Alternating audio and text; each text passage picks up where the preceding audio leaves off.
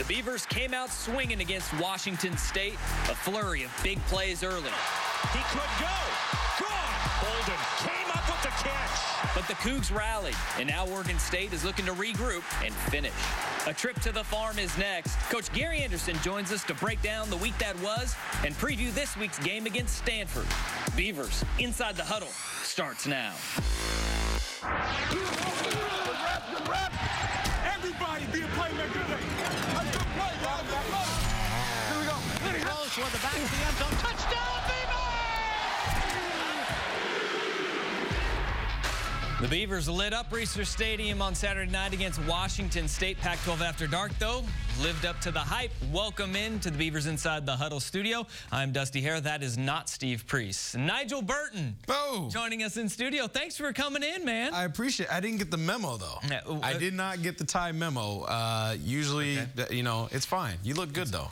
Steve let you down. Steve didn't give you the game plan before you head in as Coach Priest is out. So Coach Burton is in, and thank you for coming down, man. Really appreciate it. Let's get into this thing, huh? Absolutely. We just dive right in, and it is time now for our pyramid heating and cooling, hot and cold. Where we got to start hot is, how about that first half, huh? 24 points, 394 yards, and the Beavs lit up Washington State. It's been the bugaboo for Oregon State. Starting hot has been a tough thing for these Beavs to do. Yeah, I mean, we talked about every single time, all these different games.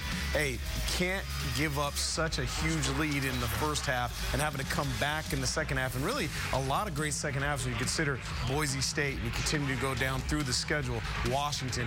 This time, it's the exact opposite. Beavs start off hot, do a great job of spreading the ball around, getting Vic Bolden and Seth Collins involved with the quick pass game, getting the inside run game going with all the fly sweep going with Victor Bolden, and then the playmaking. The playmaking was great. Vic Bolden with the big-time catch, and Marcus McMarion doing a great job throwing the curl over the middle and really getting the offense going. Defensively, same thing. Kept Luke Falk in check, had him throwing all the checkdowns, rallied and tackled, and really kept that offense at bay. You know, those numbers that we saw from Marcus McMarion in the first half, 234 yards. I mean, that was something that wasn't even fathomable from that young man last year. 3 starts in now. It looks like he's starting to find his feet as a quarterback in the Pac-12. Well, when we sat down with him, he made that comment to me about, you know, I really want to make sure that when Connor Blount comes back or anybody else comes onto this team as a quarterback, that I make it a non-starter for this coaching staff to think of anybody other than me as a starter. And I'll tell you what, when you look at his performances against the University of Washington and Washington State,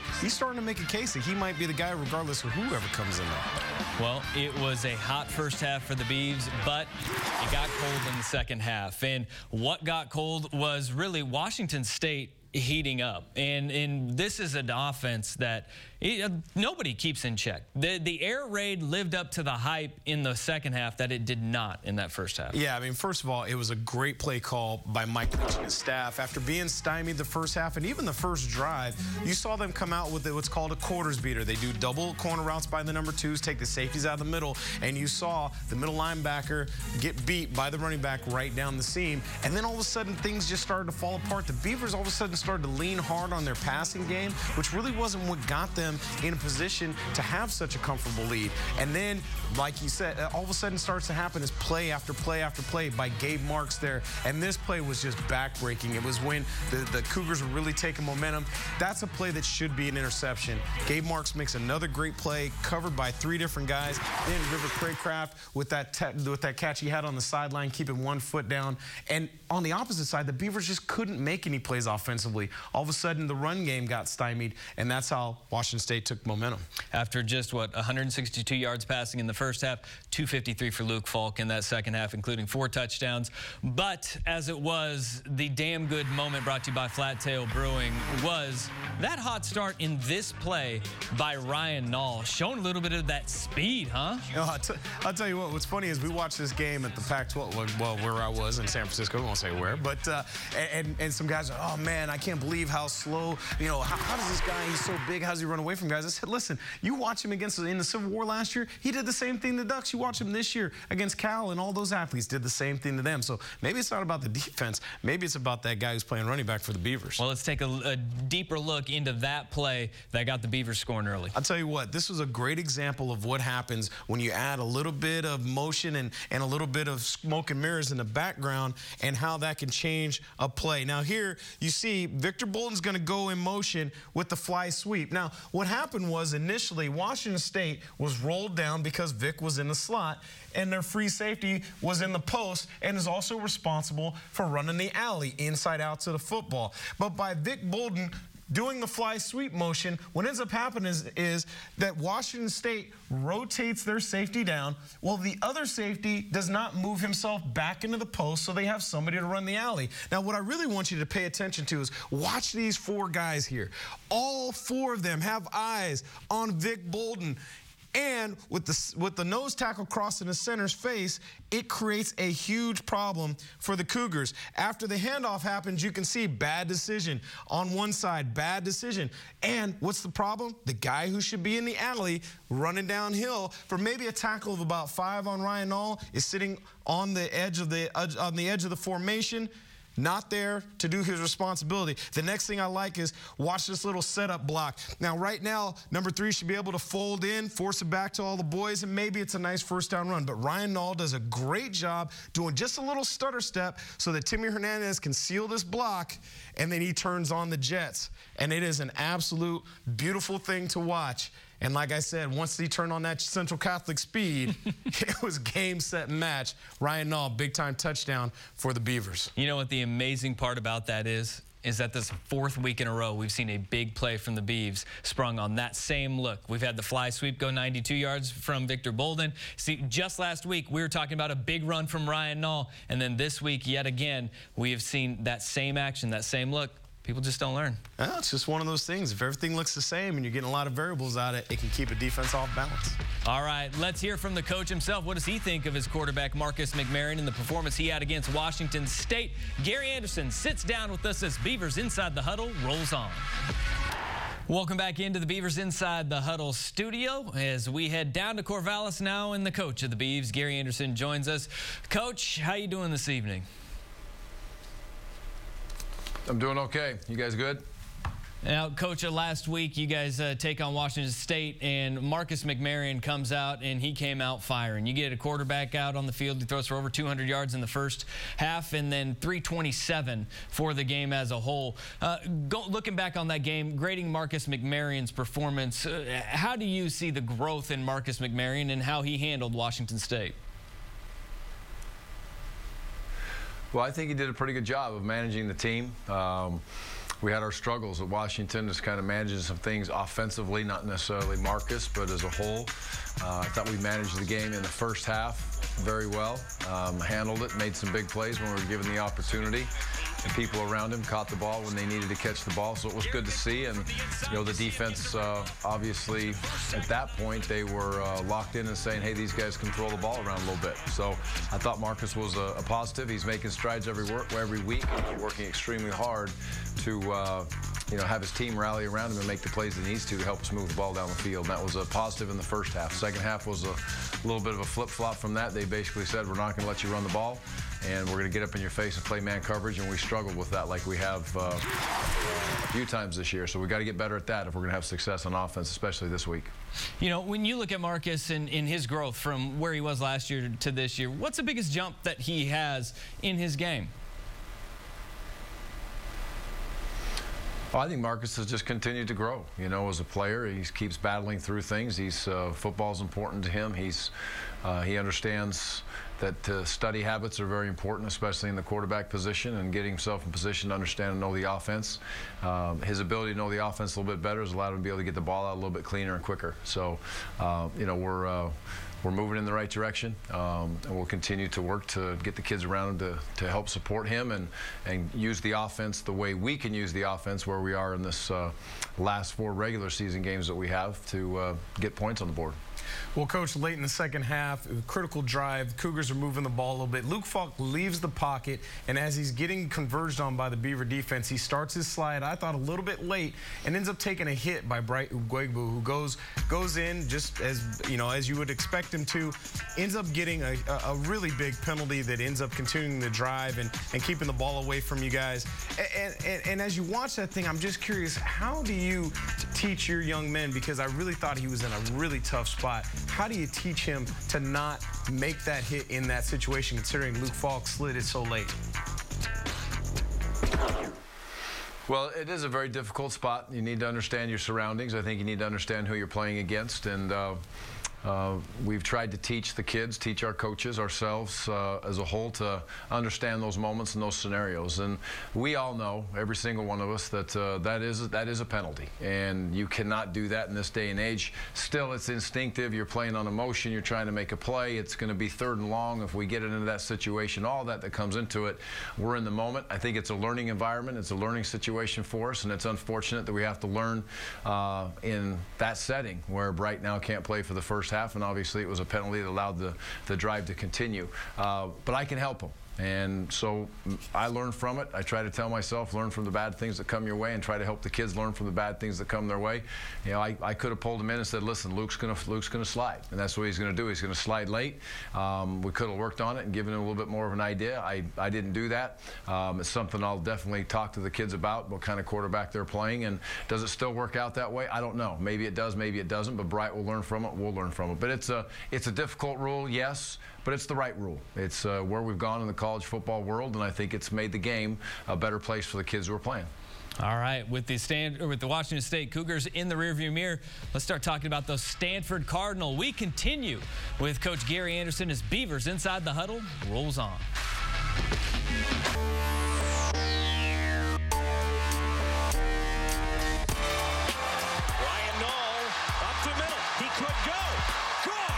Signs of a sore foot there. Looks to throw, does Knoll out of the backfield, walking in, touchdown.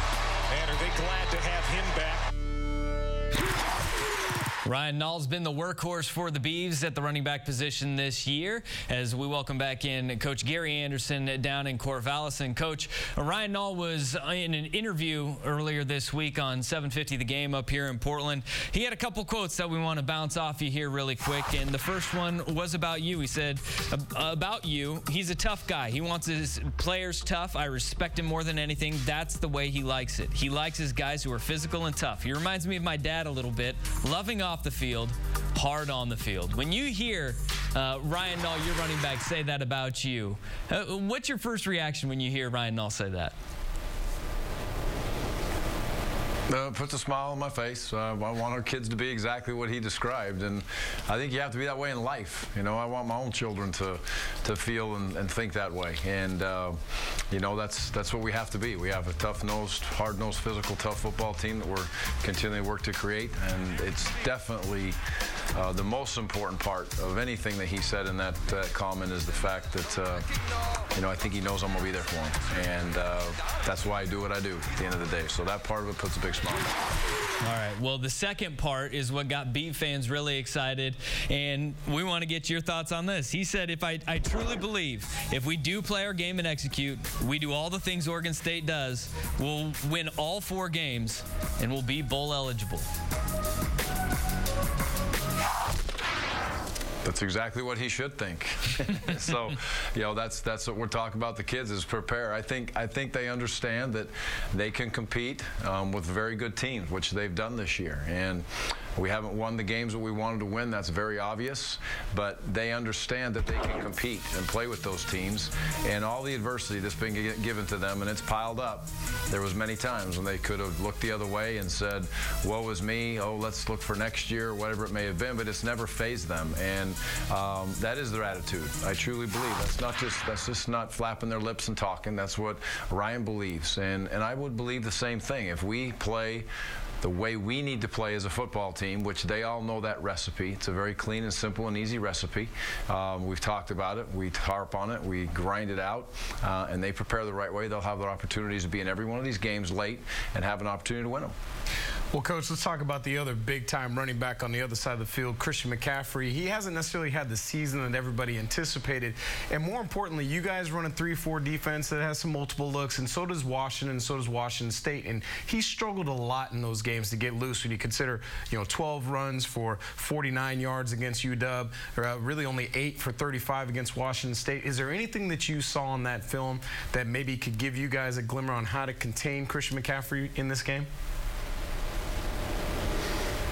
Well, I think the scores of those games were a big reason why Christian had those yards rushing. It's not a normal game for Stanford to be in the spot that they were in both of those ball games, and obviously the game plan changed to try to score as quickly as they could. So I think you have to sit back and look at the games where it's been very, very competitive throughout the game and understand what they want to do in those settings, in those situations. He's been productive. They've had some ups and downs with their offensive line guys coming in and out and back and forth. Now they've got those kids back for the most part, so they're kind of firing on all cylinders. And I think they went back a little bit to the power team and the counter team and the play action team that they want to be as they've gone through especially this last game, and they were effective. So we all know he is a tremendous, tremendous football player.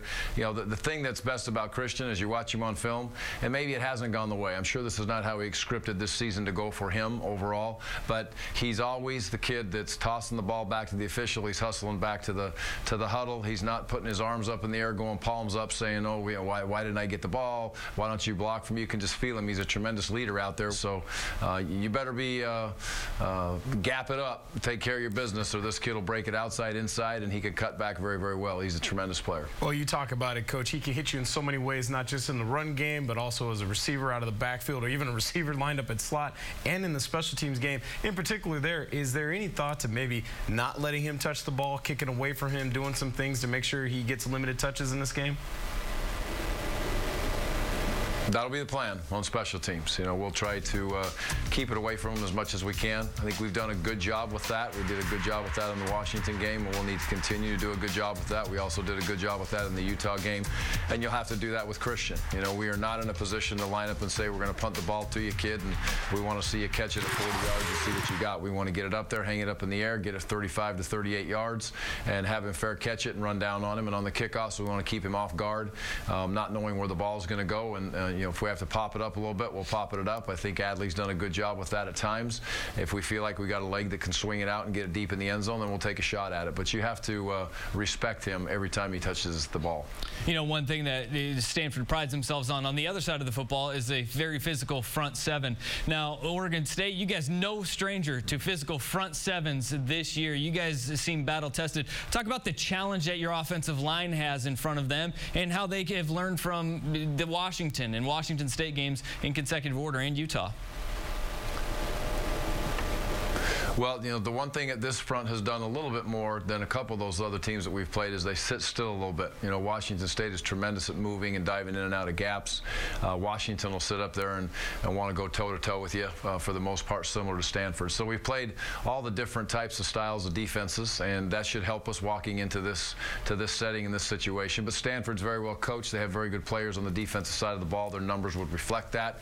The bottom line is this: if we can't beat man coverage in this game, it's going to be very tough to run the football because they're going to line up, they're going to play single high press man coverage, and they're going to say, we dare you to be able to beat man coverage. And I love that. I love that as a defense, and that's the core of a defense to me, is lining up and getting in your face and playing man coverage, and Stanford does a good job with that. So we have to be able to deal with that and that setting, and it's something that, quite frankly, we have not handled very well this year. So that's a big test. If we can get them to loosen up a little bit, then we'll be able to run the ball more effectively, and it won't be +1 and sometimes actually +2 in the box. A trip down to the farm for the Stanford Cardinal. Coach Gary Anderson, thank you for being with us, and good luck this weekend. Appreciate it, guys. Have a great evening. Go Beavs. All right, we roll on with our keys to the game and get you set for the weekend of football. More Beavs than you know what to do with here on CSN. Hashtag Beavs, CSN Game Day, Inside the Huddle. Talking Beavs, the only one where you won't see Nigel is CSN Game Day. Should we rename the network or something like that? Yeah, that's right.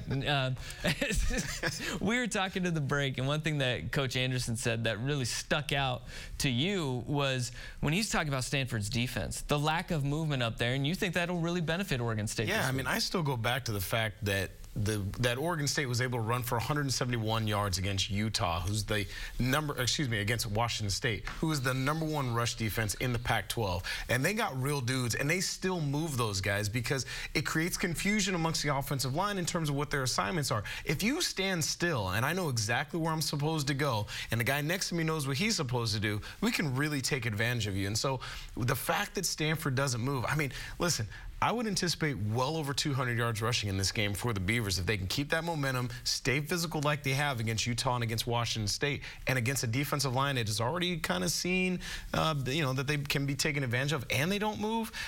Listen, I don't know if they win this game, but they for sure will open up even more eyes across this conference that Gary Anderson has got this team moving in the right direction. Well, let's find out what our keys to the games are. Brought to you by your Northwest Honda dealers. For me, it starts with winning the turnover battle. Stanford -7 in the turnover battle in their losses, +1 in their wins. Then I go to rush for more yards than the Cardinal. They are winless when they fail to outgain their opponents on the ground. So I like that. You're thinking over 200 yards on the ground. And then finish, do what they didn't do against the Cougs, jumping out to that early lead.